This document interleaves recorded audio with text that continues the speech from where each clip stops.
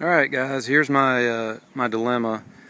I've got a 2016 Coleman 17BH, which is kind of like an entry-level camper, 17-foot camper, RV trailer, I'm sorry, that they make.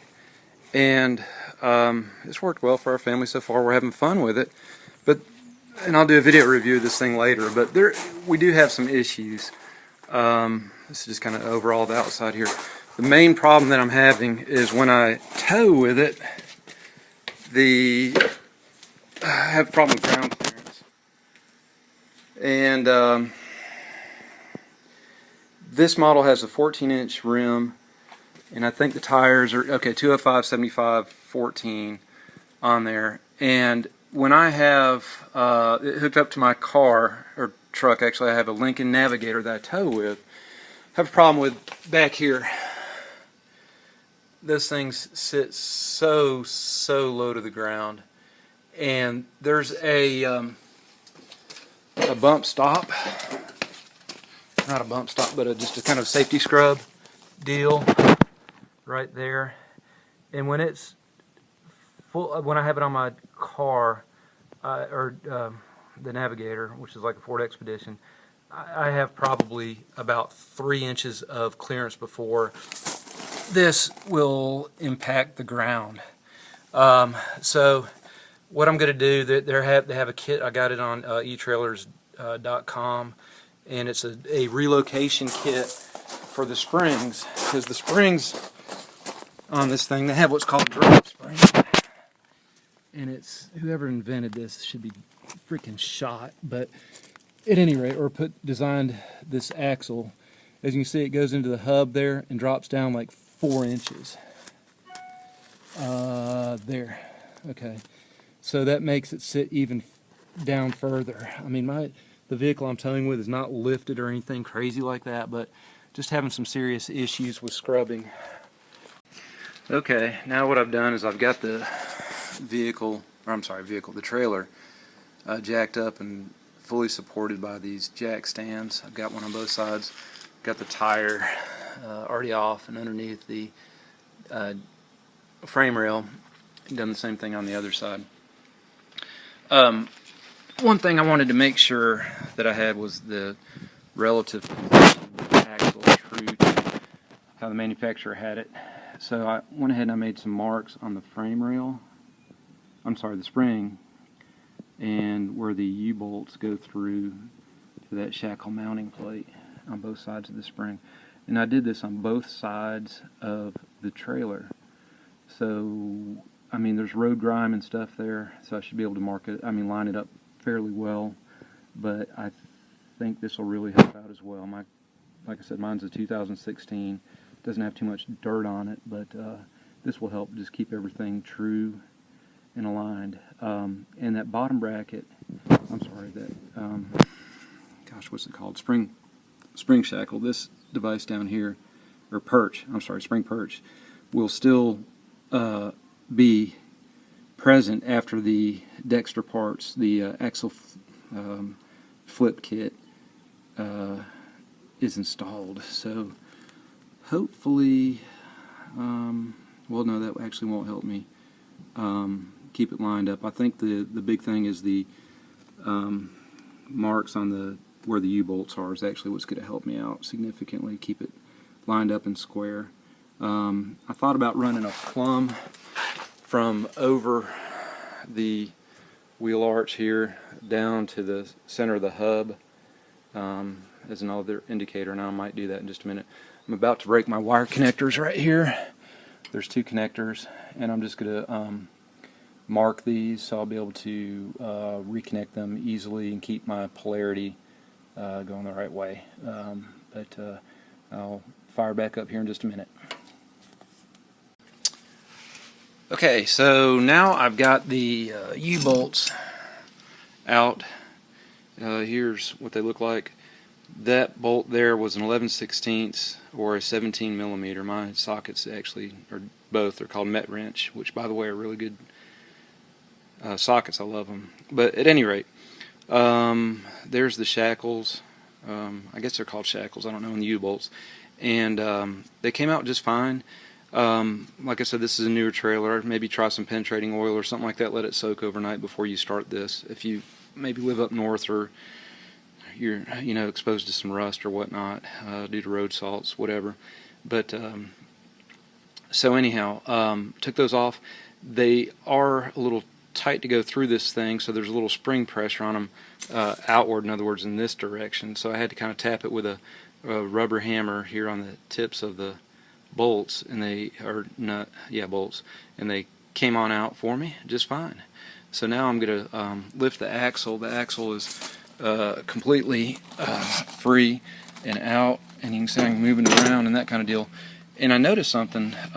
There's a hole here on this mounting plate, and there's a pin, locator pin, there on the leaf spring. So hopefully alignment won't be that big of a deal. This is my first time doing any kind of axle work, so I don't know what to expect. But there's maybe a locator pin that'll. Let me see if it's on the bottom. We got it on top. Yep, comes out the bottom as well. So hopefully that'll make alignment real easy for us. All right, thanks. Okay, just broke this one loose right here. That's the only one really that's been what I'd call torqued pretty good. So I've got that one out, and the axle's ready to come out right now. So you need that one down so that this brake drum can clear all the way through. Unless you want to do something really complicated, like just take the brake drum off and then the backing plate and all that. Would be a lot of work instead of breaking just these two bolts right here.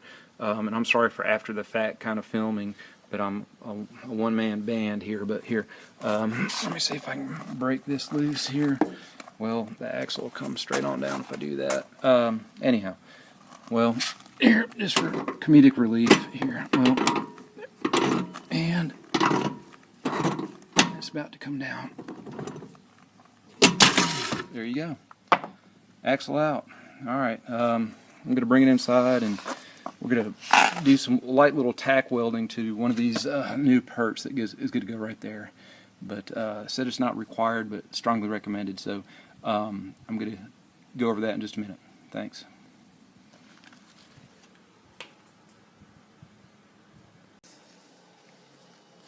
Oh, okay, so here we go again. What I've got here is the actual box that it came with, the Dexter, which is the same brand name as the axle, the axle overslung / underslung conversion kit. So you get these long nuts, this new mount with studs mounted to it, and you get a bunch of nuts, new U-bolts, and some new plates. So you get enough to do one axle and one kit. Alright, so what I've done is they say that you need to maintain parallelism.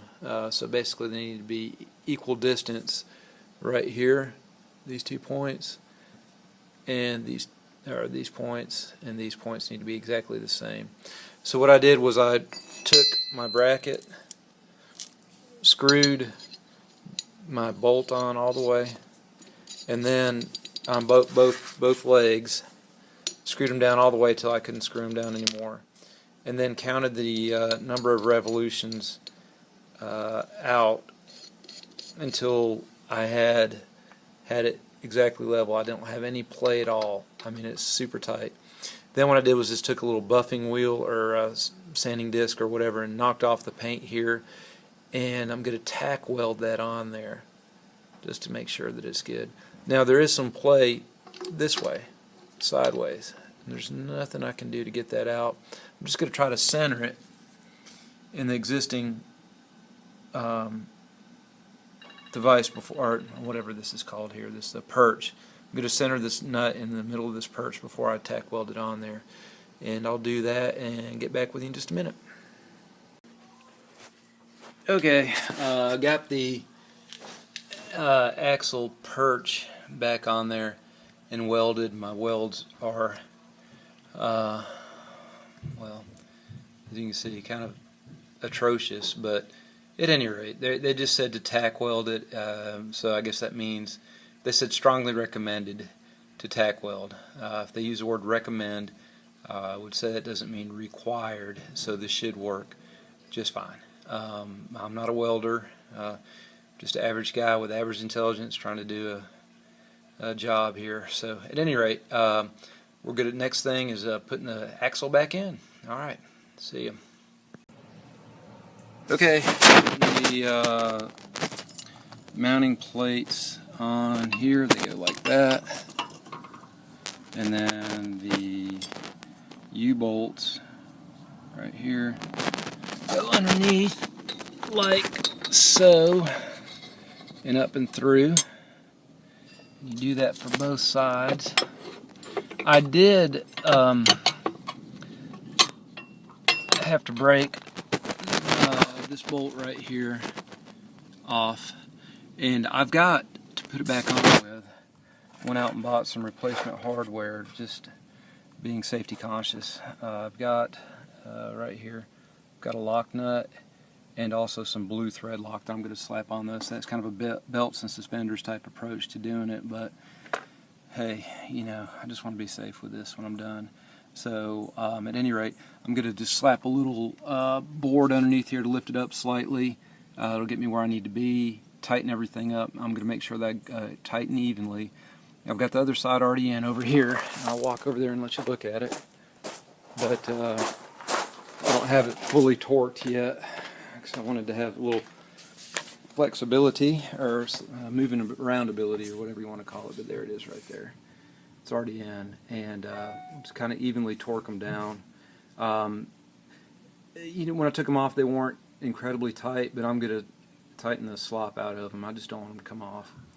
Alright, I'll tune back in a minute. Okay, here we are. Got the axle